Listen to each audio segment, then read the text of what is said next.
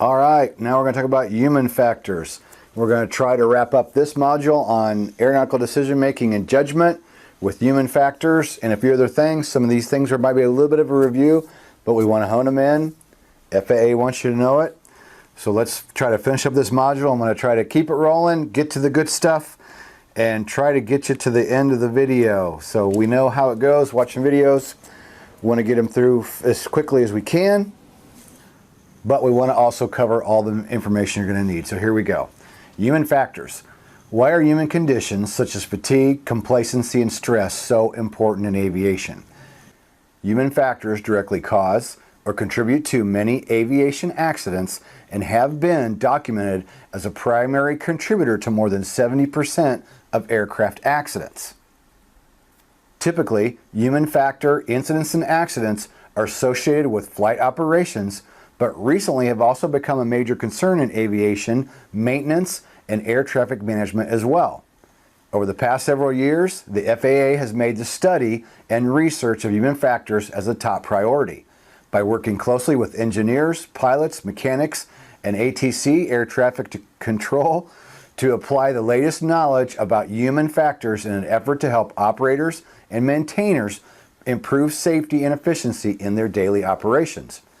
Human factors science, or human factors technologies, is a multidisciplinary field incorporating contributions from psychology, engineering, industrial design, statistics, and operations research.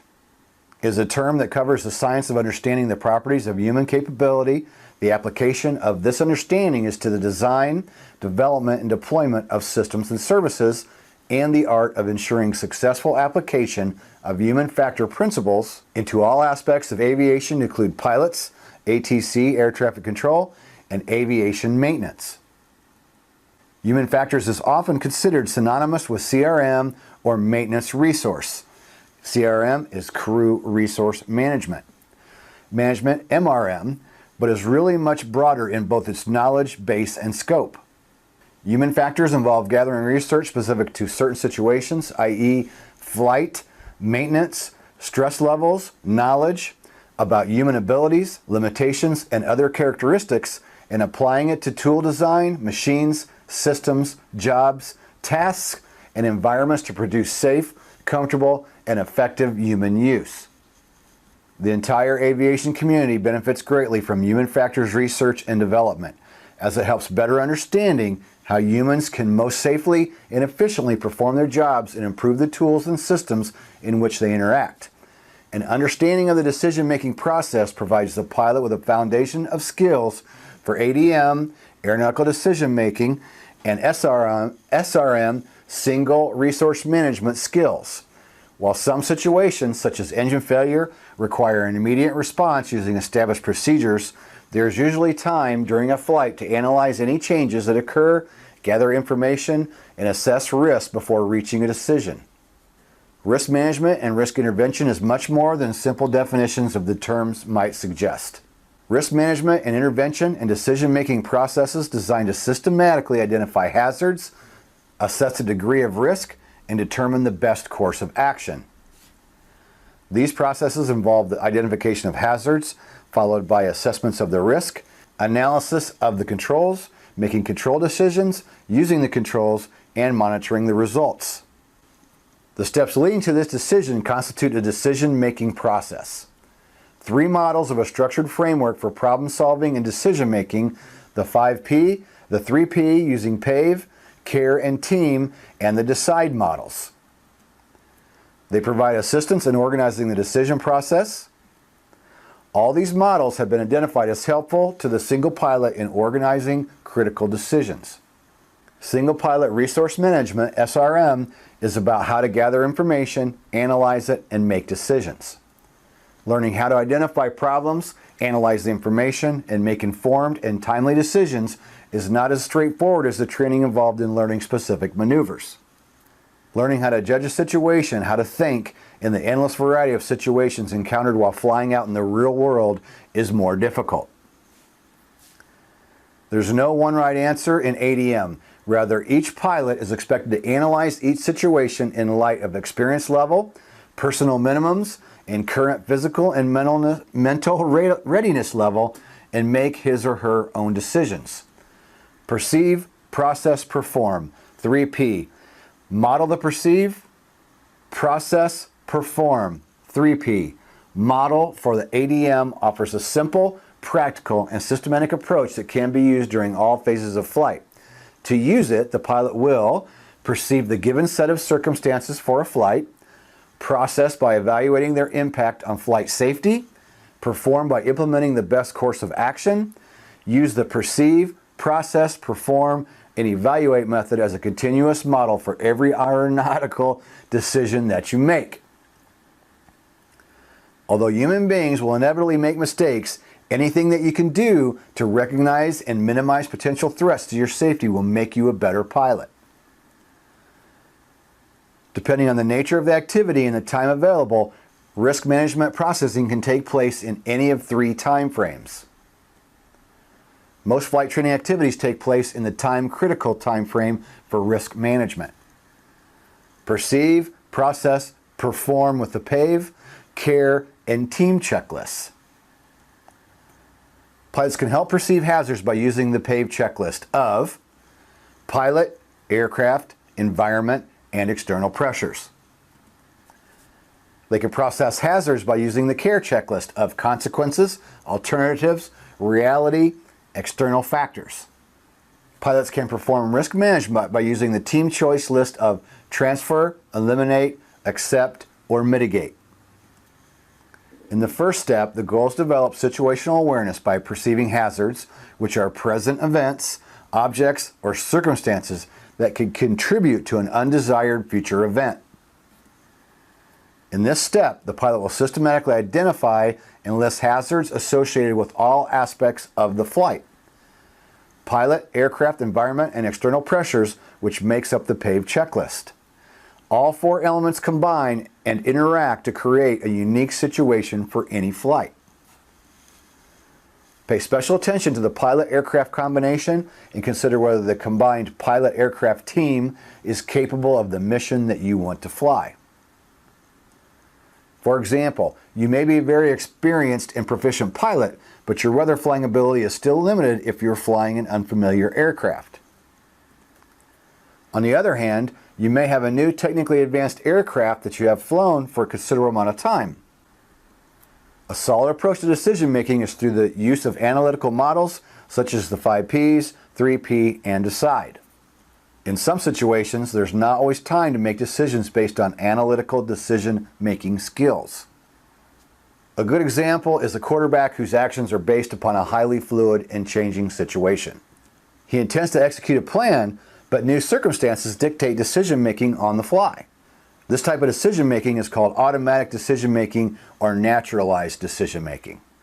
For the past several decades, research into how people actually make decisions has revealed that when pressed for time, experts faced with a task loaded with uncertainty first assess whether the situation strikes them as familiar, rather than comparing the pros and cons of different approaches. They quickly imagine how one or a few possible courses of action in situations will play out. Experts take the first workable option they can find. While it may not be the best of all possible choices, it often yields remarkably good results. The terms naturalistic and automatic decision-making have been coined to describe this type of decision-making.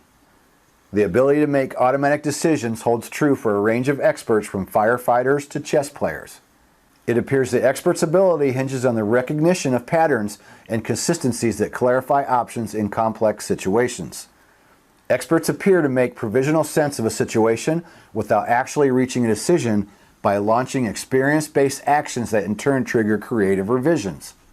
This is a reflexive type of decision-making anchored in training and experience and is most often used in times of emergencies when there is no time to practice analytical decision-making. Naturalistic or automatic decision-making improves with training and experience. And a pilot will find himself or herself using a combination of decision-making tools that correlate with individual experience and training. Although more experienced pilots are likely to make more automatic decisions, there are tendencies or operational pitfalls that come with the development of pilot experience. These are classic behavioral traps into which pilots have been known to fall. More experienced pilots, as a rule, try to complete a flight as planned. The desire to meet these goals can have an adverse effect on safety and contribute to an unrealistic assessment of piloting skills. These dangerous tendencies or behavior patterns, which must be identified and eliminated, include the operational pitfalls. So the operational pitfalls are peer pressure, mindset, get there-itis, duck under syndrome, scud running, continuing VFR rules into IMC, which VFR is visual flight rules, into IMC, which is instrument meteorological conditions, getting behind the aircraft, loss of potential or situational awareness, operating without adequate fuel, descending below the minimum en route altitude, flying outside the envelope, neglect of flight planning, pre-flight inspections, and checklist. Stress management. Everyone is stressed to some degree almost all of the time. A certain amount of stress is good since it keeps a person alert and prevents complacency. Effects of stress are cumulative, and if the pilot does not cope with them in an appropriate way, they can eventually add up to an intolerable burden. Performance generally increases with the onset of stress, peaks, and then begins to fall off rapidly as stress levels exceed a person's ability to cope. The ability to make effective decisions during flight can be impaired by stress. There are several techniques to help manage the accumulation of life stresses and prevent stress overload. For example, to help reduce stress levels, set aside time for relaxation each day or maintain a program of physical fitness. To prevent stress overload, learn to manage time more effectively to avoid pressures imposed by getting behind schedule and not meeting deadlines. To make informed decisions during flight operations, a pilot must also become aware of the available resources. Since useful tools and sources of information may not always be readily apparent, learning to recognize these resources is an essential part of ADM, aeronautical decision-making, training. Whether there's time to use a particular resource and the impact its use will have upon the safety of flight. Situational awareness is the accurate perception and understanding of all the factors and conditions within the 5 fundamental risk elements: flight, pilot, aircraft, environment, and type of operation that comprise any given aviation situation that affects safety before, during, and after the flight. Maintaining situational awareness requires an understanding of the relative significance of all flight-related factors and their future impact on the flight. When a pilot understands what is going on and has an overview of the total operation, he or she is not fixated on one perceived significant factor. Not only is it important for a pilot to know the aircraft's geographical location, it is also important he or she understand what is happening. Fatigue, stress, and work overload can cause a pilot to fixate on a single perceived important item and reduce an overall situational awareness of the flight. A contributing factor in many accidents is a distraction that diverts the pilot's attention from monitoring the aircraft. Effective workload management ensures essential operations are accomplished by planning, prioritizing, and sequencing tasks to avoid work overload. As experience is gained, a pilot learns to recognize future workload requirements and can prepare for high workload periods during times of low workload. In addition, a pilot should listen to the ATIS, Automated Service Observing System, ASOS, or Automated Weather Observing System, AWOS, if available, and then monitor the tower frequency, or Common Traffic Advisory Frequency, we also call the CTAF, to get a good idea of what traffic conditions to expect. Recognizing a work overload situation is also an important component of managing workload. The first effect of high workload is that the pilot may be working harder but accomplishing less. As workload increases, attention cannot be devoted to several tasks at one time, and the pilot may begin to focus on one item. When a pilot becomes task saturated, there is no awareness of input from various sources, so decisions may be made on the incomplete information and the possibility of error increases. When a work overload situation exists, a pilot needs to stop, think, slow down, and prioritize. It is very important to understand how to decrease workload. Wow, are you still with me? I sure hope so. Whew. I know that was long, a lot of stuff in there, but that's the essence of what the FAA wants to know you about being a pilot. They're basically wanting to make sure you take your time, do your pre-flight, check the weather, do everything that you need to know, or do everything that you need to do to be ready for that flight, and be aware as you're doing your flight and going out and just using the care and the caution to be a safe and prudent pilot. So if you have any comments about that, about this module or anything else, put them down below, and we will see you in the next category.